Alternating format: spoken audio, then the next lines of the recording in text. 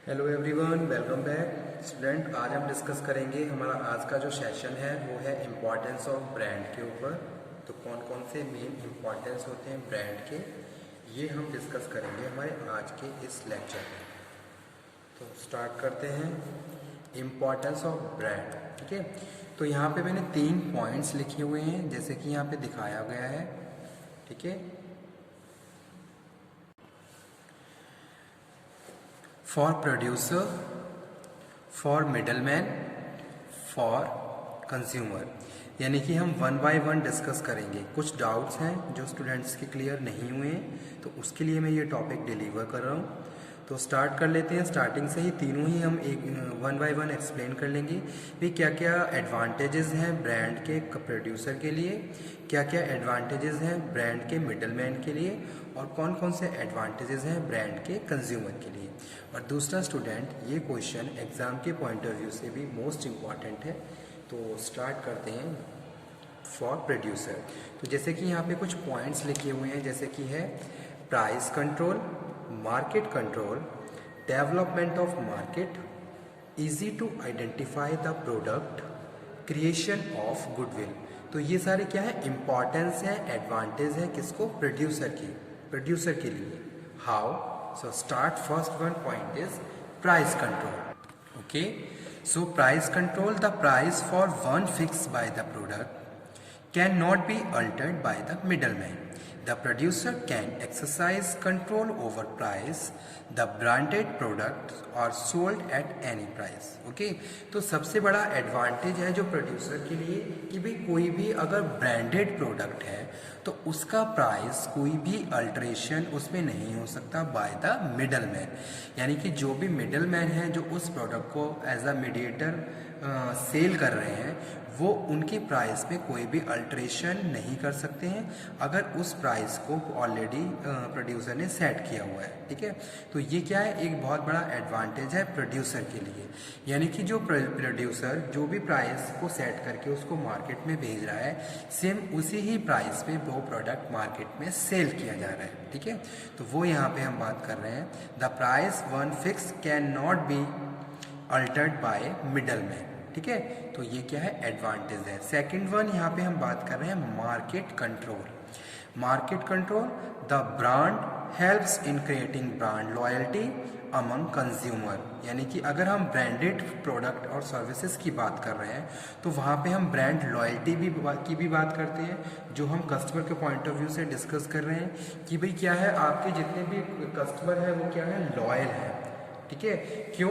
क्योंकि आप उनको क्वालिटेटिव गुड्स प्रोवाइड करवा रहे हो। ठीक है, और जो भी एक स्टैंडर्ड है उसके हिसाब से आप उनको प्रैक्टिसेस सर्विसेज प्रोवाइड करवा रहे हो। तो ये सारी चीज़ें अकॉर्डिंग टू हिज डिमांड, उसकी जो भी नीड है, जो भी उसकी वांट है, जो भी उसकी डिमांड है, उसके हिसाब से उसकी एक्सपेक्टेशन, उसकी liking disliking according to his her interest आप उनको प्रोडक्ट एंड सर्विसेज प्रोवाइड करवा रहे हो जो कि क्वालिटेटेड है और जो ब्रांडेड है। ठीक है, अब आपने क्या करा, उनकी लॉयल्टी यानी कि एक तरीके से कस्टमर लॉयल्टी को आपने क्या कर लिया, मेंटेन कर लिया।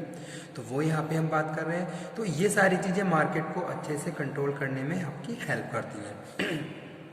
यानी कि आपका मार्केट पे पूरा कंट्रोल रहेगा अगर आप ब्रांडेड प्रोडक्ट की बात कर रहे हैं। ठीक है, क्योंकि कस्टमर सेटिस्फेक्शन पे भी आप पूरा ध्यान दे रहे हैं, आप कस्टमर की लॉयल्टी पे भी पूरा ध्यान दे रहे हैं, और साथ के साथ आप qualitative goods and services provide करवा रहे हो।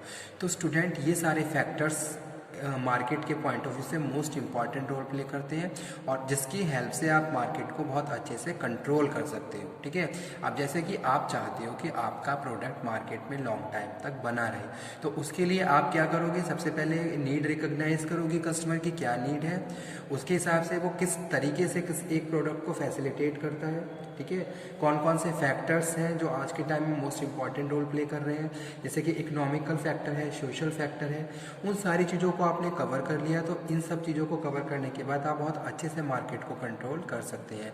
तो वो चीज़ यहाँ पे हम बात कर रहे हैं, the brand help in creating brand loyalty among consumer, therefore a product used by the consumer will be repeatedly complete by him, so the product can be ensure his market share, यानी कि आपका market share time to time बढ़ता रहेगा। Next हम बात कर रहे हैं development of market. Development of market में हम बात कर रहे हैं producer can develop market for their product with the help of advertisement and sales promotion. ठीक है, कि भाई अगर हम कोई प्रोडक्ट प्रोड्यूस कर रहे हैं, उसको मार्केट में लेके आ रहे हैं, तो साथ के साथ हम क्या कर रहे हैं, एडवर्टीजमेंट यानी कि प्रमोशनल टेक्निक्स को भी यूज़ कर रहे हैं। ठीक है, तो ये सारी चीज़ें कहीं ना कहीं मार्केट को और ज़्यादा डेवलप कर रही हैं और मार्केट में एक स्ट्रॉन्ग कॉम्पिटिशन को क्रिएट भी कर रही हैं। ठीक है, तो वही यहाँ पे हम बात कर रहे हैं डेवलपमेंट ऑफ मार्केट, और इन सब फैक्टर्स को यूज़ करके आप अपने मार्केट शेयर को भी इंक्रीज कर सकते हो। ठीक है, उसके बाद जो नेक्स्ट एडवांटेज है प्रोड्यूसर को ब्रांड का, वो है easy to identify the product. Use of brand is very helpful in the identification of products, the use of brand। ठीक है, the producer can analyze their product with their brand and the consumer can identify such product easily।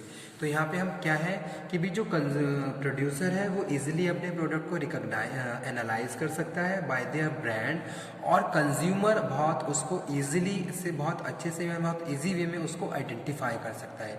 अगर बहुत सारे product कहीं पे रखे हुए हैं और उसमें कुछ ब्रांडेड प्रोडक्ट हैं, तो वो ब्रांडेड प्रोडक्ट उनकी आइडेंटिफिकेशन, उनकी अट्रैक्टिवनेस अलग ही दिखाई देगी। ठीक है, तो वो क्या है, एक एडवांटेज है किसका, easy to identify the product. तो प्रोडक्ट को हम इजीली आइडेंटिफाई कर सकते हैं। ठीक है, जैसे कि इंटरनेशनल मार्केट है, इंटरनेशनल मार्केट में varieties of goods and services है। ओके, तो वहाँ पे ब्रांडेड जो प्रोडक्ट हैं आप उनको इजीली आइडेंटिफाई कर सकते हैं। ओके, उसके बाद जो नेक्स्ट है वो है creation of goodwill. The brand helps in developing reputation of the product and creating the image in the consumer mind, so it create goodwill for brand. Okay, so यहाँ पे इसलिए हम बात कर रहे हैं क्रिएशन ऑफ गुडविल की। After that we are discussing advantage to middle man, यानी कि मिडल मैन को क्या क्या एडवांटेज हैं ब्रांड के। तो फर्स्ट है कन्वीनियंट इन सेलिंग, यानी कि बहुत कन्वीनियंसी के साथ जो सेल्स पर्सन है, जो मिडल मैन है, वो उसको सेल कर सकते हैं। उन्हें हाई एफर्ट्स यूज़ करने की ज़रूरत नहीं है, उन्हें हाई फिजिकल एफर्ट्स यूज़ करने की ज़रूरत नहीं है, और फाइनेंशियल ज़्यादा उन्हें फंड लगाने की ज़रूरत नहीं है एडवर्टीजमेंट पे, फर्दर कोई प्रमोशन की ज़रूरत नहीं है। ठीक है, तो बहुत कन्वीनियंसी के साथ, जैसे कि सपोज हम बात करते हैं कि भाई कोई भी एक नया प्रोडक्ट जिसकी एडवर्टीजमेंट नहीं है, तो उसके लिए आप क्या करेंगे, एक स्ट्रॉन्ग कॉम्पिटिशन प्रेजेंटेशन तैयार करेंगे। उस प्रेजेंटेशन को आप डिलीवर करेंगे अपने कस्टमर को, तब जाके आप अपने कस्टमर को मोटिवेट करेंगे, परसुएट करेंगे, और तब जाके उनको कम्युनिकेट या इन्फॉर्म करेंगे। लेकिन अगर हम ब्रांडेड प्रोडक्ट की बात करते हैं, तो ऑलरेडी ये सारे काम ऑलरेडी हो चुके होते हैं, मिडल मैन को बहुत कन्वीनियंस ही रहती है सेलिंग में। ठीक है, तो वो यहाँ पे हम बात कर रहे हैं। सेकंड हम बात कर रहे हैं लेस रिस्क, यानी कि रिस्क नहीं है। जैसे कि सपोज आपने स्टॉक अपना बढ़ा लिया है, तो आपको पता है कि भाई जो भी स्टॉक मेरे पास है वो सब क्या है, सेल हो जाएगी उसकी। ठीक है, तो आपके पास ऐसा कोई रिस्क नहीं है कि ऐसा ना हो प्रोडक्ट ना बिके और सारा स्टॉक मेरा बचा रह जाए। तो वही चीज़ यहाँ पे हम बात कर रहे हैं। As the demand of a branded already exist in the market, the middlemen have not risk to the keeping the stock of the product, यानी कि उनको कोई भी रिस्क नहीं है कि वो स्टॉक अगर करके रख रहे हैं। ठीक है, नेक्स्ट है no need of advertising and sales promotion. There is a further no need of advertising and sales promotion, कोई ज़रूरत नहीं है। ठीक है, क्योंकि क्या है, कस्टमर ऑलरेडी इन्फॉर्म्ड है, परसुएड है, मोटिवेट है। आपको क्या करना है, सिंपली बस उस ब्रांडेड प्रोडक्ट को सेल करना है। ठीक है, डिमांड ऑलरेडी क्रिएट है, आपको बस सप्लाई करनी है टाइम टू टाइम। तो ये भी एक एडवांटेज है किसके, मिडल मैन के लिए। उसके बाद हम बात कर रहे हैं एनहांसमेंट ऑफ द गुडविल। जैसे कि पॉपुलैरिटी है ब्रांडेड प्रोडक्ट की और ब्रांड की, तो जो भी मिडल मैन इस टाइप की प्रैक्टिसेस, इस टाइप के प्रोडक्ट प्रोवाइड करवा रहा है, तो उसकी भी क्या है, एक ब्रांड इमेज, यानी कि एक तरीके से गुडविल बढ़ रही है, रेपुटेशन बढ़ रही है मार्केट में।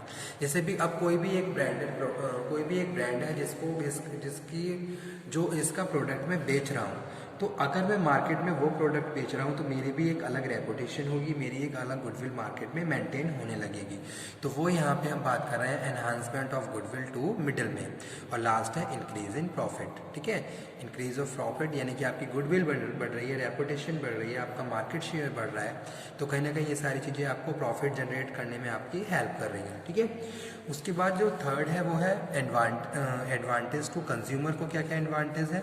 परचेज कन्वीनियंस, ही ईजिली परचेज कर सकते हैं। जब हम ईजिली आइडेंटिफाई रिकॉग्नाइज कर पा रहे हैं उस प्रोडक्ट को तो उसको ईजिली हम परचेज भी कर सकते हैं। ठीक है, तो purchase convenience, a good deal with time and energy can be saved in the purchasing of the goods. Okay, if they are branded, a brand product easily identified by the customer and conveniently purchased by him or her. ठीक है, तो वो बहुत easily उसको identify कर सकता है, recognise कर सकता है, उसको परचेज कर सकता है। सेकंड हम बात कर रहे हैं फेथ इन क्वालिटी, यानी कि पूरा हमें क्या है, ट्रस्ट है ब्रांडेड प्रोडक्ट पे, भाई उसमें क्वालिटी में कोई कंप्रोमाइज़ नहीं किया होगा, प्रॉपर सारी जो भी प्रैक्टिसेस वो बता रहे हैं वो सारी प्रैक्टिसेस उसमें होंगी। तो एक तरीके से एक ट्रस्ट बना हुआ है, एक फेथ है किसको, कंज्यूमर को उस ब्रांडेड प्रोडक्ट पे। ठीक है, तो वो यहाँ पे हम बात कर रहे हैं फेथ इन क्वालिटी। जैसे आपने देखा होगा कुछ ऐसे प्रोडक्ट मार्केट में आते हैं जो जिनके प्रोडक्ट को क्या कुछ और होता है, लेकिन उसकी एडवर्टीजमेंट प्रमोशन में कुछ और ही बताया गया होता है, और साथ साथ क्वालिटी में भी बहुत सारी मिसलीडिंग होती है, कस्टमर को मिसलीड करते हैं, चीट करते हैं।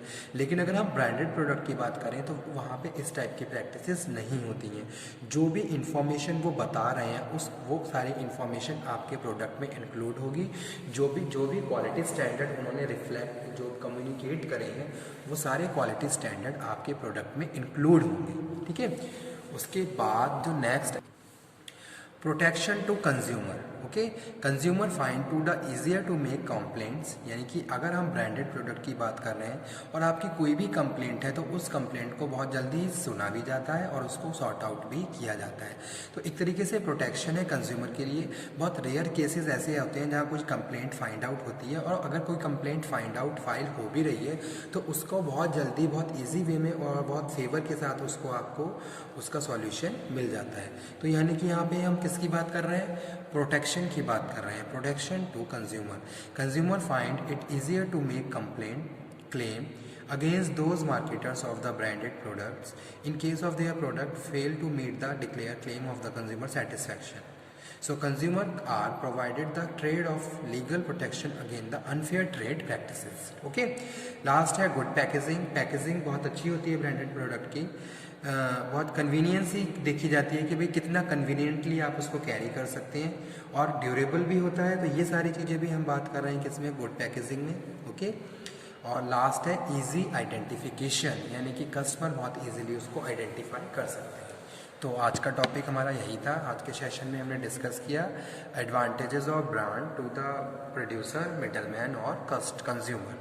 ठीक है, होप सो आपके सारे डाउट्स क्लियर हो गए होंगे और इजीली आपको ये टॉपिक समझ में भी आ गया होगा। Thank you very much.